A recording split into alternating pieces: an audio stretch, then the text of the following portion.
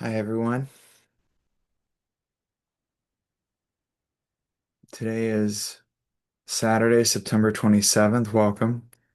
I'm Jeffrey Morgan, and this is a talk I host twice a week to discuss my experiences on the path of soul transcendence.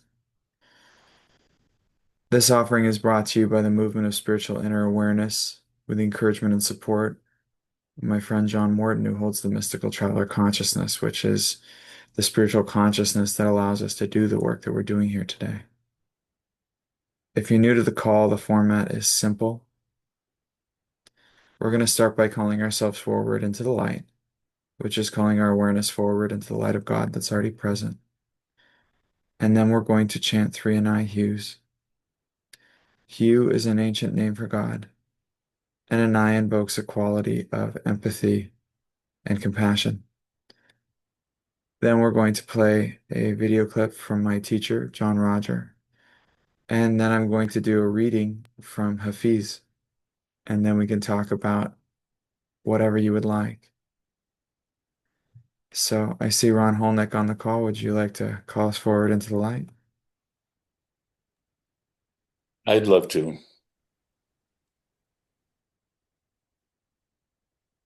Lord God of all creation, while it is true that we live in challenging times, it is also true that those times are filled with opportunities to stand forward inside the living essence that we truly are and live our lives from that consciousness. And for this time together, Lord, we give our thanks. So be it.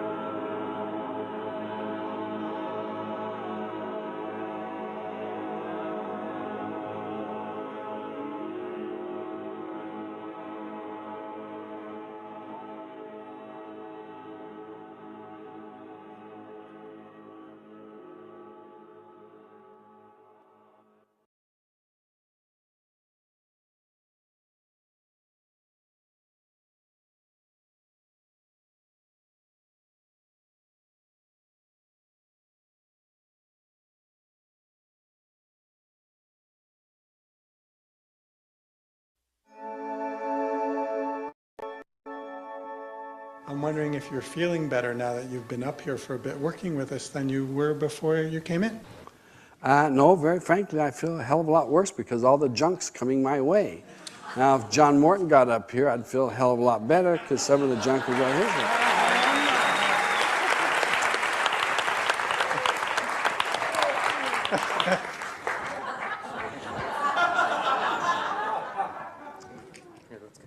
Really? Don't throw it over my side, throw it that way.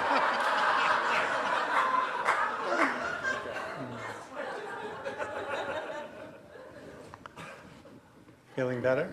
Oh, yeah, a little bit. Okay. Are we feeling better or not? Yeah, we're okay. We're feeling really pretty good. Okay. So do you still want me to work with introductory material, or shall I actually get to the question? Well, make it easy on yourself. Okay. Would you talk to us about the silent ones and whatever there would be that you might share about them? No, would you like to try another question? Okay. That was really hard. That's not easy. How do you talk about something that never talks so you don't know if you're right or wrong? Hey!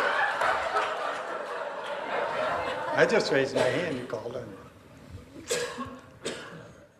First of all, the silent ones are part of a different manifestation of God's creation than what angels or humans or Devic realms come to. They're different form.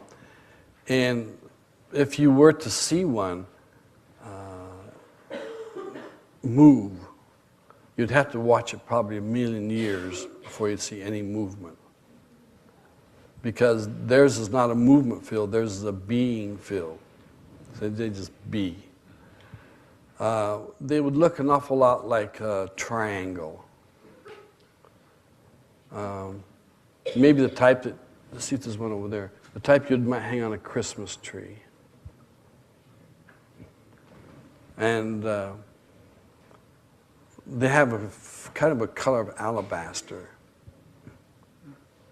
And they move their viscosity according to what's going on in any particular energy field. And their jobs are really to hold and maintain. And it only takes a few, one or two, maybe three, to handle all of this universe and everything that's in it, or will ever, ever, ever, ever, ever be in it. So a silent one is God's creator. When God spoke, it was not the silent ones who spoke, but were the silent ones who amplified the content of that. Because when God spoke, he didn't need anybody else to speak for him. So the message of the speaking is already done.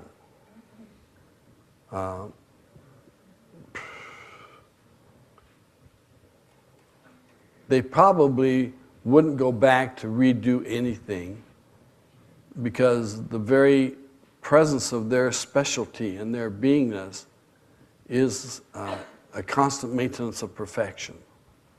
Now, usually perfection by itself is constant, except most things that we look at as perfect don't move. Statues, paintings, things that move, have any kind of movement, river, wind, snow, water, animals, will not be able to enter into perfection, because they're going to be falling apart. They're going to be deteriorating, and there's going to be a lot of maintenance for that to happen.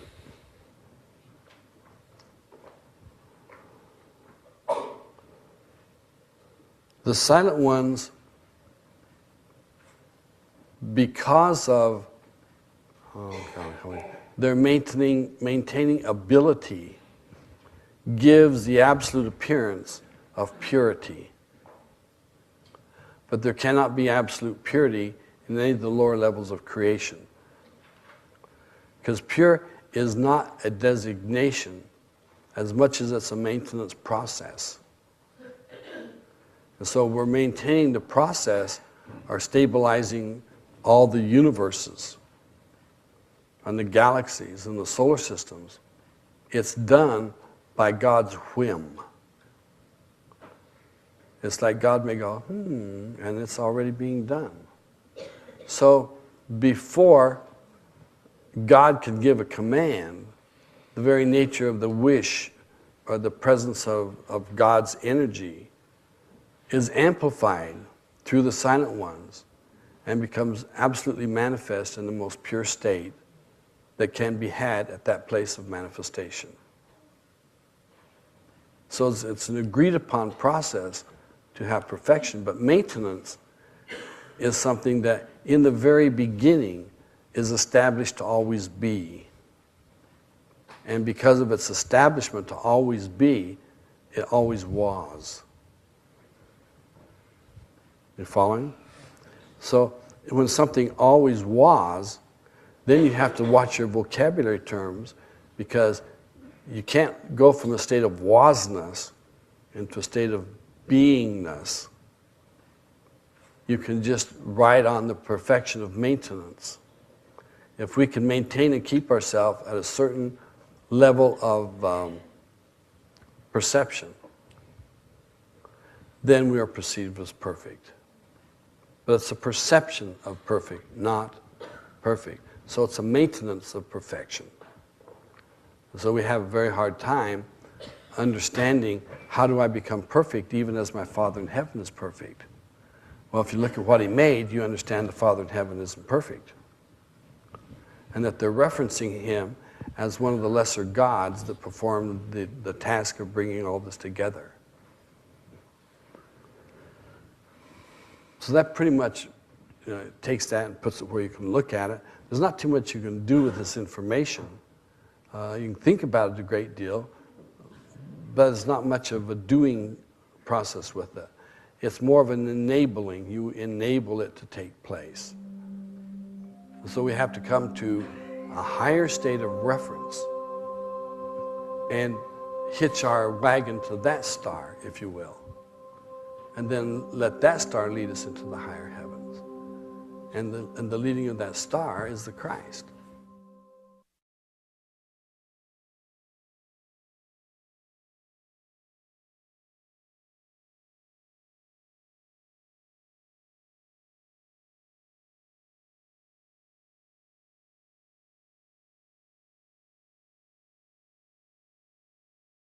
You're muted, Jeffrey.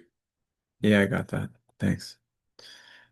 Um, this is a poem by Hafiz from a really fun book called I Heard God Laughing. So these translations are pretty cool. So this is a poem called We Should Talk About This Problem. So we should talk about this problem. There is a beautiful creature living in a hole you have dug.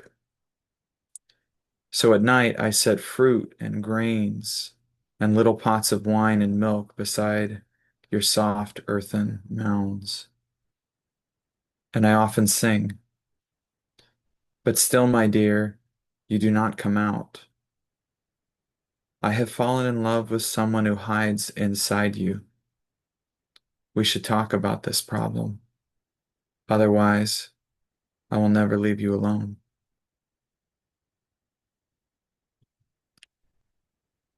Okay, what would y'all like to talk about today?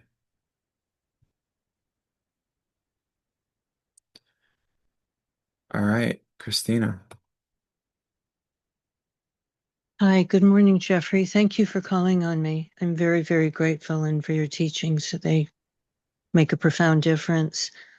I'm calling because I've been having some real issues within myself in uh, being positive. I will do different techniques and they work, and then I will go into my mind or unconscious or subconscious, something reverts. There's almost like an automatic thing, and there's a hardness to it where it's a negative self-talk or a negative something. And I would really, really, really love your help with getting unstuck with this and anything that you see, because it is pervasive. And the more I'm working on my spiritual, it seems to get louder and bigger. And I would really, really, really appreciate anything and everything you can do to assist me. Thank you.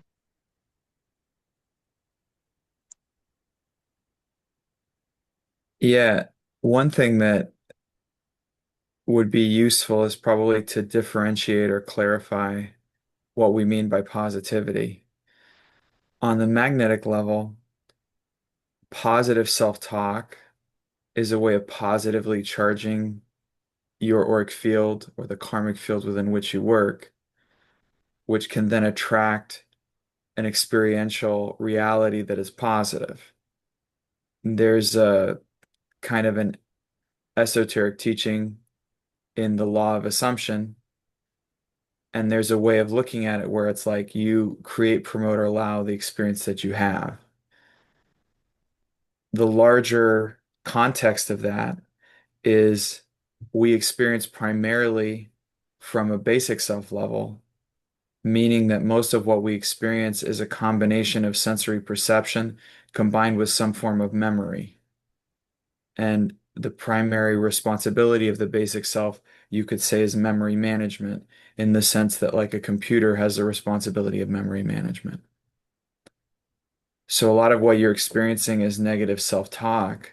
may simply be incomplete thought or incomplete action from the karmic field that's being fed through the apparatus of your experiential reality so that it can be completed.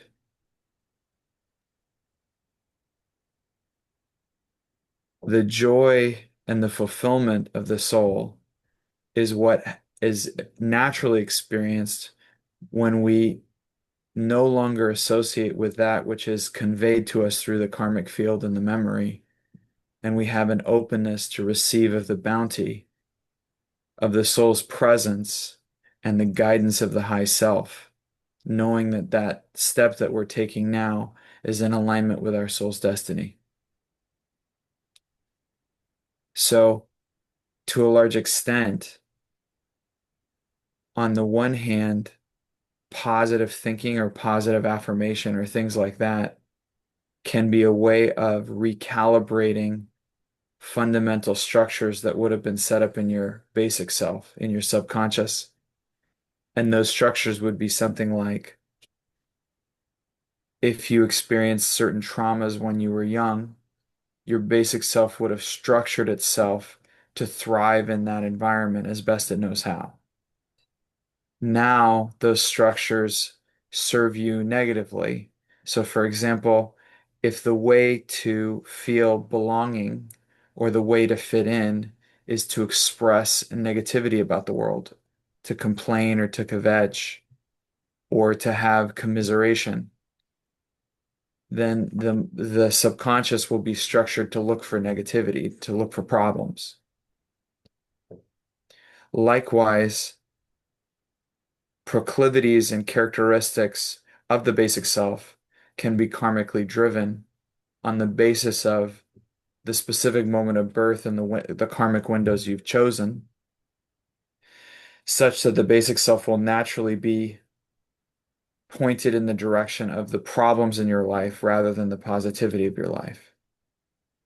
And that will be further reinforced by the chemicals produced by your brain and the neurological connections that have been set up and entrenched in your brain as a result of experiential reinforcement through the conscious self.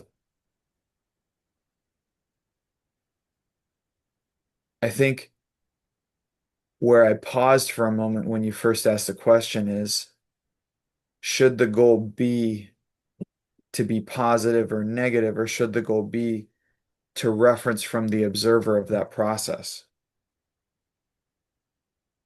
You could spend an entire lifetime trying to clean up the mess of your subconscious because of the things that you have done in past existences and because of the bad habits that you accumulated through interactions with certain people in your life, which again is driven by karma. Or you can simply make your job to be the one to clear, transmute, to let go of the thoughts as they come. The first step is to observe the thought, because by the very action of observing, you prove that you are not your thinking. Do you understand? If you can observe the thought, you are not that process. I understand it intellectually, and when I work and trying to do that, boy, it has flipped on me very, very quickly. Like Yeah, almost immediately. Yeah. the flipping often happens because you have a physiological response. Yes. And the physiological response will be in the form of like blood pressure or tension in your body. It will be in the form of adrenaline. It will be in the form, there's any number of dynamics that can get triggered physiologically. So the next level of discipline is, can you be the observer of those processes as well? And there have been people throughout history who have demonstrated that even in the presence of physical torture, you can move into an observation process with that. And it can feel like a torture when you start to feel like your breathing goes up to your throat and your tension goes through the roof and you get that feeling in your stomach like you're falling. It feels very real. And the problem is you've created a reinforcing loop that when you have negative thinking, it's real because I have a physiological response.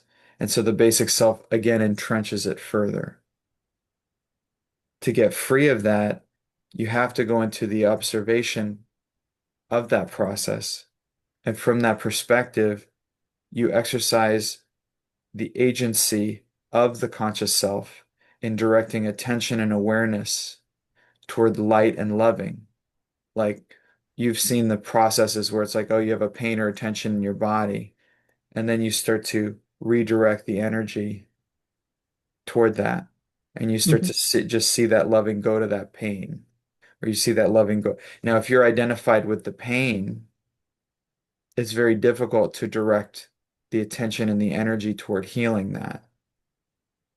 And in many ways, it's an interesting idea to consider that pain is the way that your consciousness communicates where your loving is needed. Where we relate to it is we say, oh, pain is a problem. Pain is what shows me where the problem exists. But if I instead look at it as a communication mechanism, as this is how my consciousness shows me where the most love and attention is needed right now, then I go into a consciousness of service with my own beingness. If you are the soul that is transcendent of the conditionality, or if you are referencing from the high self that is again overseeing and caring for the conditionality, if you start to put your consciousness intentionally from those perspectives, then all of a sudden you can become more the healer. You can become God's healing in action in your own consciousness and say, oh, look, there's a pain. It sounds like a part of me is crying out for loving.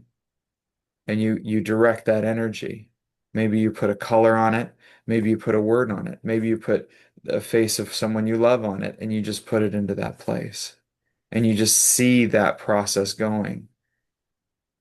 In many ways, it's like if you were caring for a room full of little children and it doesn't serve them for you when one of them's throwing a tantrum to get down and tantrum with them.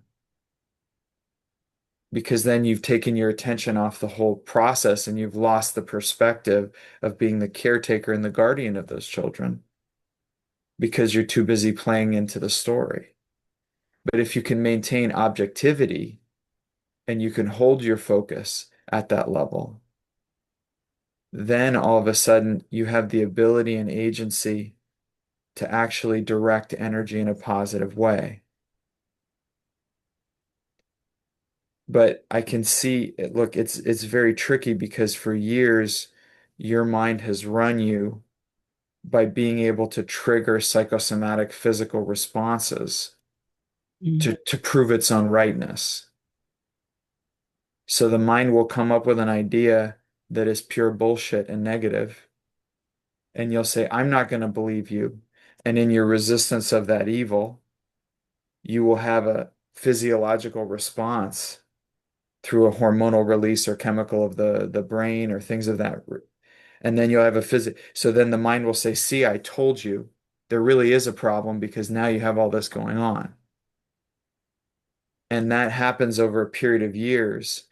And after a while, the mind, as completely ridiculous as it is, starts to have an almost deified state of rightness where it feels like you can't disagree with it because it's got all this proof. Look at all the physiological responses you've had over years to the negative thoughts in your head. But it's important to understand that emotion is often thought felt physically or Mm. energy in motion. And what can often happen is for people who are powerfully creative like yourself, a negative thought can move energy in the body very, very quickly. And that's why people who have a strong karma with the unconscious and with creativity, like you, I always advise them to direct that energy toward creative activities as much as possible, because otherwise it builds up in the body And as quickly as you can think about something, that energy is going to flood to it and give you a reaction. Now, the upside is if you can discipline yourself to visualize the positive, you can also have an equally quick physiological response in the positive. But it's like having a reservoir of energy that builds up in the creative center, then it just starts reverberating around depending on where your attention goes. So it's none of this is to say this is easy or basic or simple, but that's the dynamic I'm seeing and ways you could work with it if you so choose. Jeffrey, thank you. My greatest prayer is really to go home to God, in the traveler's arms and not having to come back and just doing this really well. And I'm concerned that these patterns may be in the way of that. Yeah, I can see that. I can also see how the negative power has messed with you and other people because you've given them that carrot. In the beginning, when we're in on the path of soul transcendence, it's very useful to have that ache in our heart and simply say, I just hope I never have to come back to this shithole again. You know, that's fine. That works. But at a certain point, there is an opportunity called let's be home in the heart of God in the arms of the traveler right now. Mhm. If you fully realize the bounty of the kingdom of heaven within and the kingdom of heaven without and the kingdom of God in this life right now, in this next time you do spiritual exercises, and then you've got nothing held over you. That whole metaphor that you maintain of I've got to die to go home to God because I'm in this state in this physical body. I'm not there because so it's like that it gets in very subtly and then the negative power messes with you through a fear pattern Yes. of thinking that you're going to be cursed and damned and that you're never going to make it home to the heart of God. But we already have that, I mean, stated as clear as day, right? Not one soul will be lost. It's not one soul will be lost except for Christina. She just fucked everything up, so she's lost. I didn't read that part of the quote. So you don't have to worry about that. And the time that you spend worrying is time that you're spending not listening to the sound current. Mhm. And you can be fully experiencing the bounty of dying while living in the arms of the traveler and into the heart of God, even as we speak, because you're fully existent in all of those levels. You just have your attention focused heavily on the physical right now. Yeah. So I would be cautious of the degree to which you give the negative power the keys to your kingdom. And anytime we condition our awareness, our lovability in the presence of God is essentially like we're giving the negative power in this world the keys to our kingdom. Okay. Whatever is so is so. Whatever frequency of your travel, whatever energy you can hold is the energy you can hold. It's nothing to worry about. There is already a progression and already a process and already an awareness, and your soul has already orchestrated that to a large extent. All we need to do is put one foot in front of the other, keeping our eyes on the Lord. And ultimately, the rest is taken care of when we are within this field of the sound current of the mystical traveler. That's my experience, continues to be my experience. And sometimes I get into self-doubt, and sometimes I get into all the stuff that you're dealing with.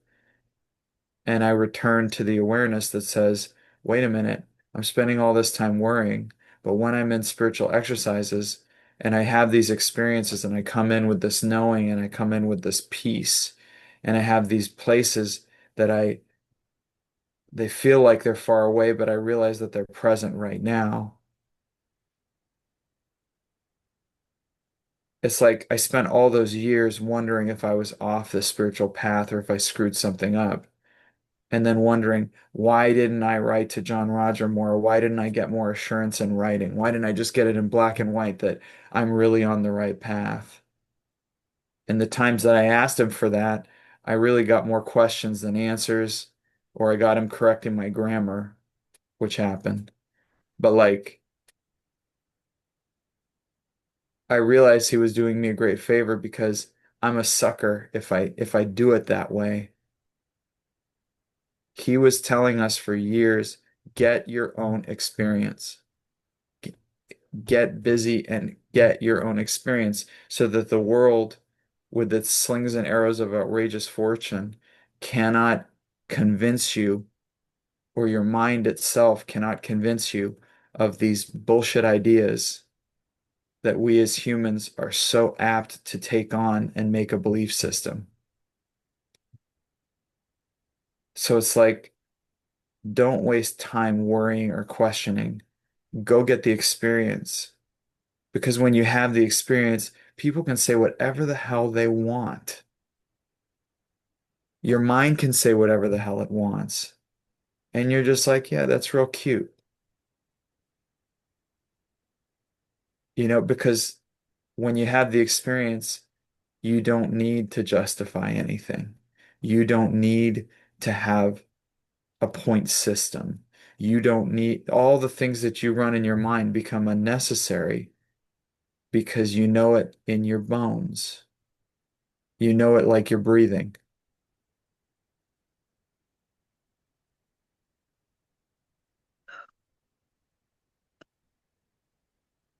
Yes. And you're being given all these tests because you're ready for all these tests. That's the joke. Yeah, you've been working your whole life to be ready to be messed with in this particular way so that you could finally transcend it. A lot of this stuff has been running you since you were a kid. And it's always been subtle enough, and you've always had enough charm and enough privilege and enough good things to allow you to avoid facing this demon. And maybe you're finally at a point where you're ready. It's just like Milarepa in that cave, surrounded by the demons, and he accepts them all, except for the scariest one left over, staring him straight in the face. And then he finally puts his head in the mouth of the most ferocious demon of all in that cave, and it disappears. And maybe it's time for you to stop running from all of that and to just stare it straight in the face and realize you were only ever looking at yourself.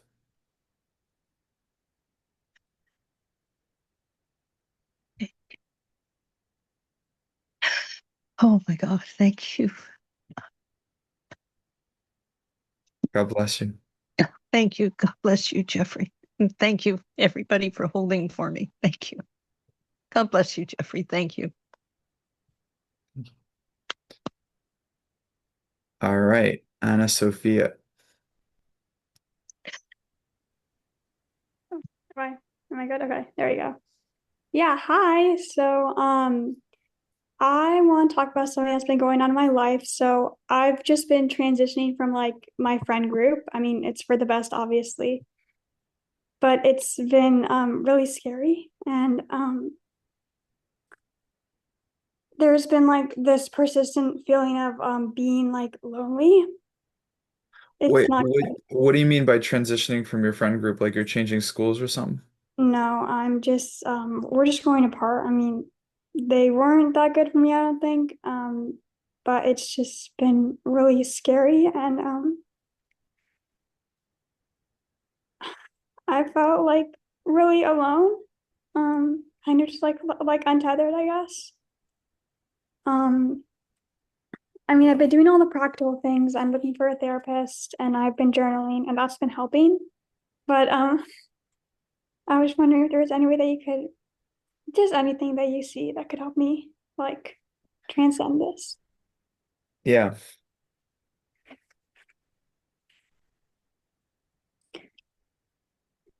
I was born lonely.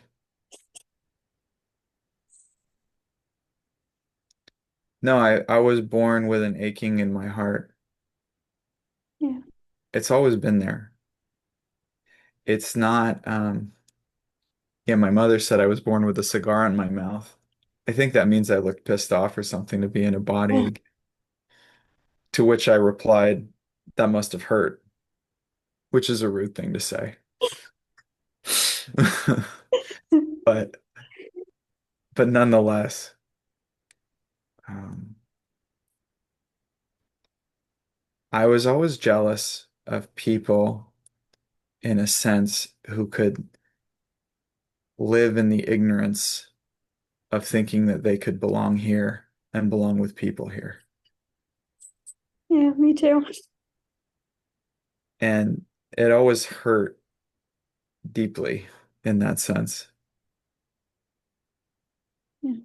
And the only times when I didn't feel lonely were sometimes with certain people I felt seen or I felt like they got me. But and then when I would see John Roger, um he was my godfather. He wasn't super available physically, but when I did see him, it always left a mark. Yeah.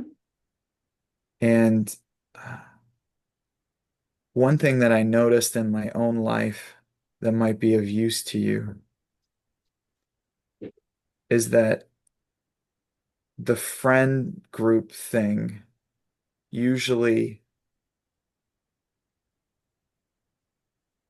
it is an energy field that allows us to pretend.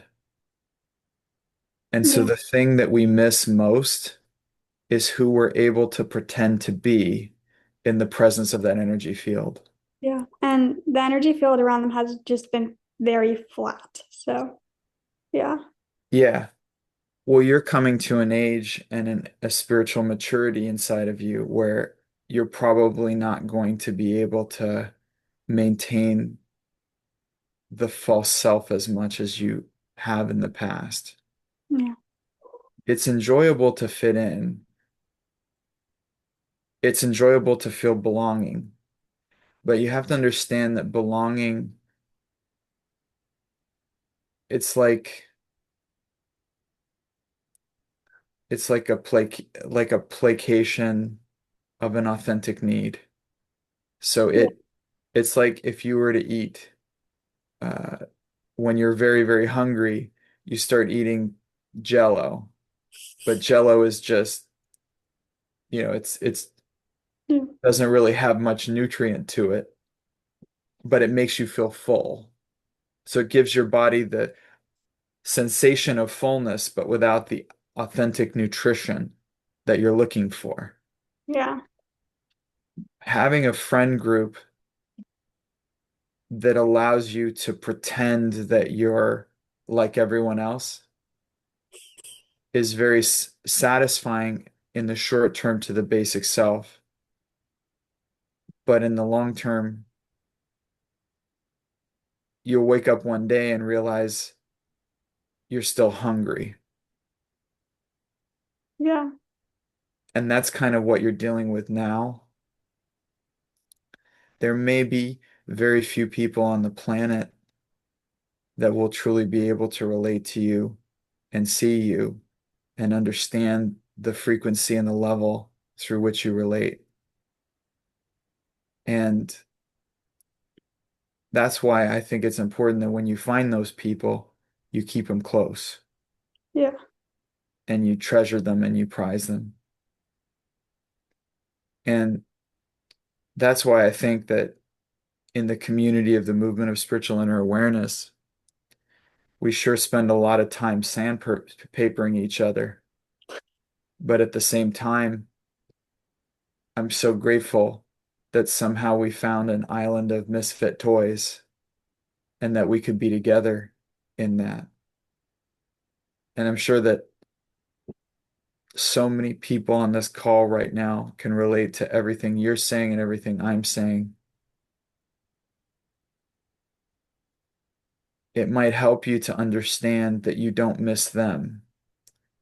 You miss the you that you can no longer pretend to be. Yeah. The person that you are is bigger than you realize and scarier because of that. Yeah. So the anxiety that you feel is not an anxiety to not create more friend groups or whatever. It's actually a fear of being the fullness of who you are because you feel like it's too much. Yeah, I've definitely felt that. I'm not even related to friends, just sometimes like when I think about just like growing some of my skills or something, I just feel so afraid. Yeah. A lot of that comes from the idea of things and not the reality. Yeah.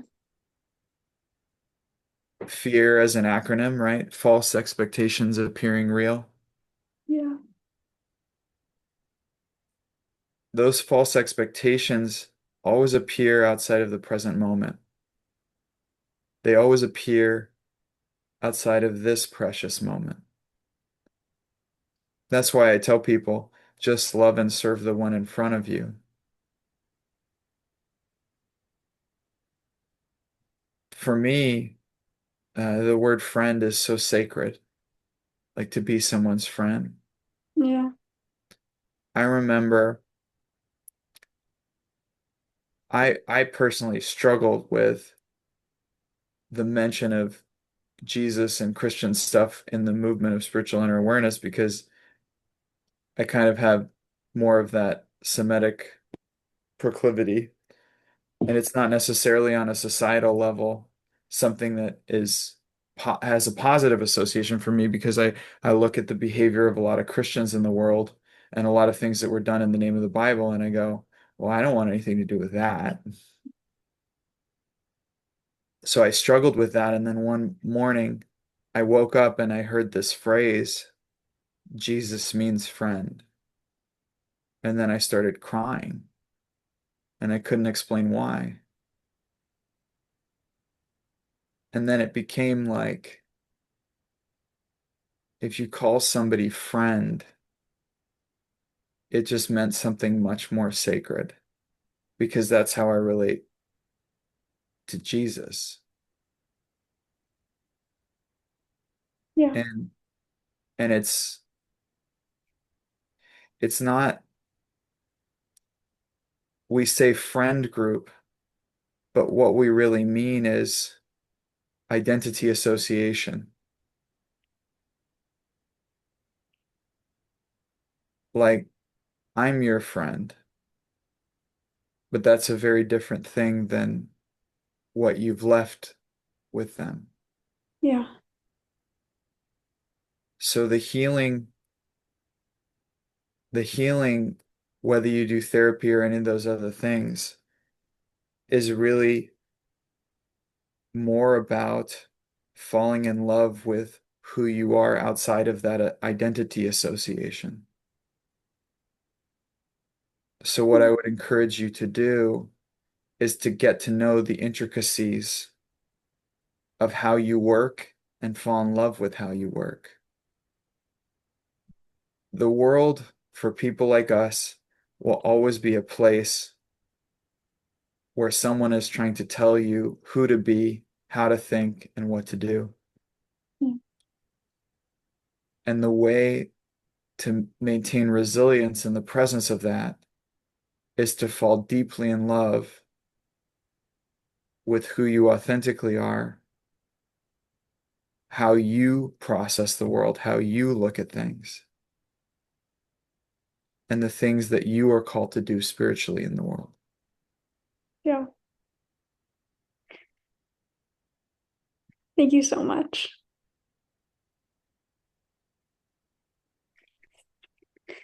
Are you done with me? Yeah. Got it. Thank you so much, Jeffrey. God bless you. Okay. Bye.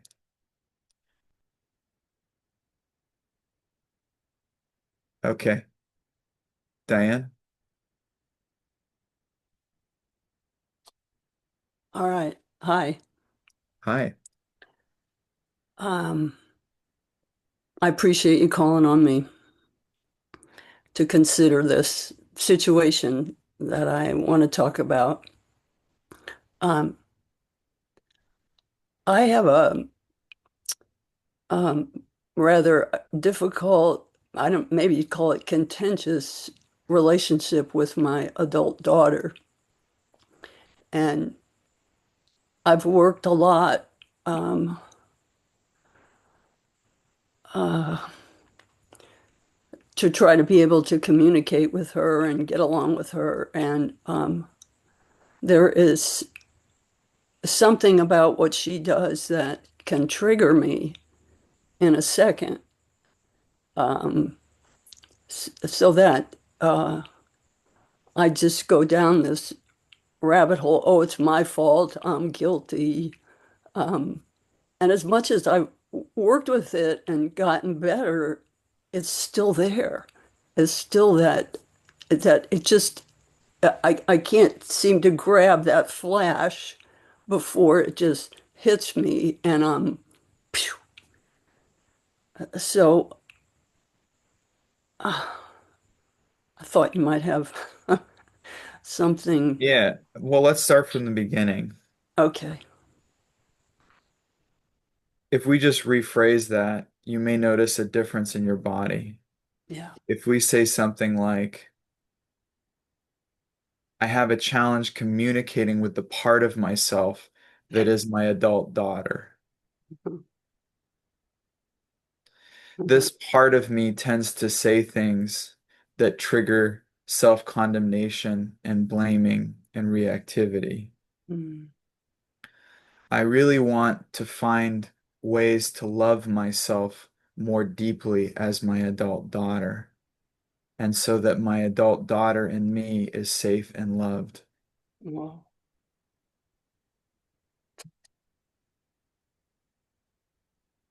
yeah. You notice the shift energetically just by saying it that way. Oh, yeah.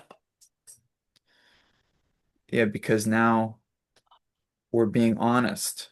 Now we're being true to what's actually going on. See, as much as you can say, she will just say things to me. Let's just flip that around. I say things to me Mhm. that make me feel terrible. A lot of people don't realize the way that we describe the world is the source of our disempowerment. Mhm. As soon as we take 100% responsibility for our experience, now that's not 100% responsibility for the physical phenomena going on, because to a large extent, the physical phenomena going on is part of a larger karma of the planet. Mhm. But our inner experience, that is an area where we can exercise tremendous agency, accountability, and responsibility. Responsibility, the ability to respond. And how can we respond? We can love unconditionally, we can forgive, we can move into a service consciousness, Mhm. we can love lavishly, even when things don't make sense. Actually, especially when things don't make sense. When your daughter and as you inside of you, when that part of you comes up and says, you fucked you were such a terrible mom, you did that, you go, I love you. When you get angry, it's so cute. I love when you tantrum. What can I do for you, beloved? You don't need to worry about the physical condition with your daughter. You don't need to worry about the physical level. Your physical actions can simply be a process of you answering the call of spirit. It can simply be a process of you following the guidance and intuitive inspiration of the high self. It can simply be a process of you following the loving. Why follow the loving? Because things done in the field of loving tend to work. It's very practical. It doesn't have to come from an idea in your head or a fault in your mind or any of the other stuff that you run on yourself. It can simply be a response to the loving that is present. Inside of me. Yes. Yeah. And in terms of healing the relationship with your daughter, the good news is the relationship was always and will ever be inside of you. That's the only place that it can be worked with. So that's why I'm saying shift your dialogue. When you get triggered, immediately shift it and say, I don't like when I talk to me that way. It's not, how could she say that? It's how could I say that to me? Now, why do I say that? Why am I saying that? Because you only have karma with yourself. Therefore, every experience you have is a completion of an action you originated. Therefore, whatever's being said to you is you saying it to you. And the good news is that means it can be shifted right here, right now. So it's like, why did I say that to me? You go inside and you say, hey, where did this come from? Mhm. How can we heal this? I don't want to talk that way to me anymore. I love you. God bless you. Peace be still. Whatever it is, it's just you start to move the energy. It's so And you, acceptable. exactly. And you don't have to take my word for it. Go inside to that daughter in you right now who says all those things to you and just say, I love you. How can I serve you? I don't like talking that way to me anymore. From now on, you're going to be safe and loved in here. What are we going to do to release all this? Because I want only love between us. I want only the peace that surpasses understanding. So let's figure it out. You see, even just us putting that attention there started to move the energy. Because why? Because you stopped externalizing through the senses and thinking that you had to do something out there, and you started moving your attention and your awareness in the direction of your healing. And the place of your healing is within. You're not going to heal yourself out there.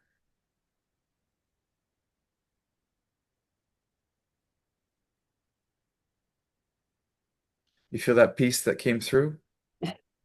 It's It's because, like a yeah, breath. exactly. It just went quiet. It went quiet because that part of you that was holding on to the myth let it go for a second. Yeah. And she went, oh, you want to heal this? I thought we were playing this whole game of fighting. I thought you told me you wanted to pretend that we were fighting with somebody outside. I didn't know you wanted to heal. Okay, you want to heal? Let's heal. Boom, just releases.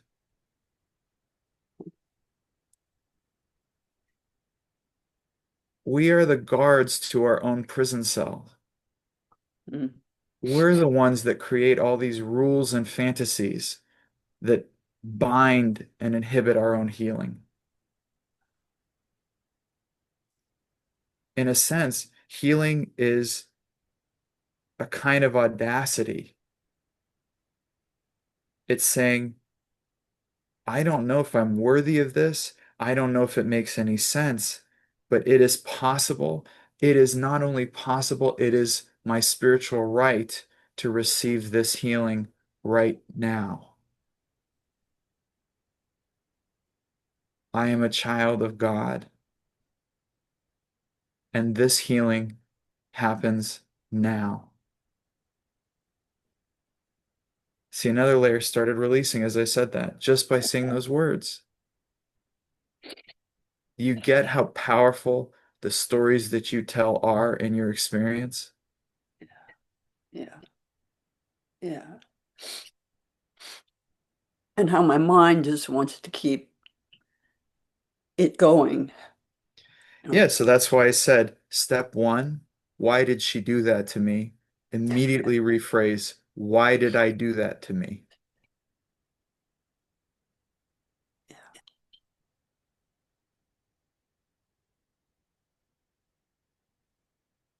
Just doing that rephrase over and over again, you're going to pull the energy back from the exterior senses and into the multidimensional senses, and you'll be able to access greater power and authority than you could possibly imagine.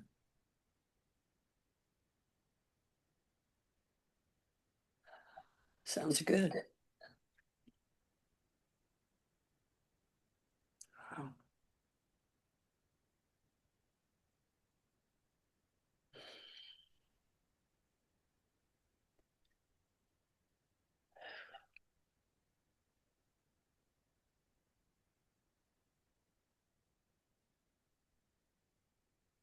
All right.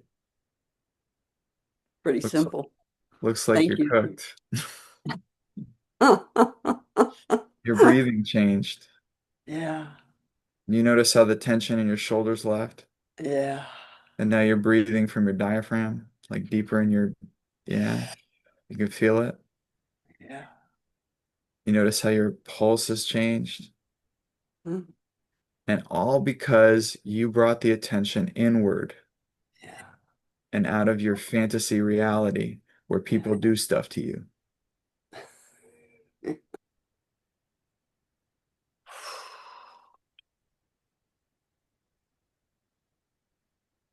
All Well, I right. really appreciate you working with me. My I pleasure. mean, I hear you often, um, and it's always helpful. And maybe it's set the way for me to be able to accept that, oh yeah, I'm the creator of this. And so thank you. God bless you. God bless you. Well, alrighty, everybody. Um, Wishing you all a beautiful weekend. Have a wonderful day. God bless you. I love you. Peace be still. The blessings already are. We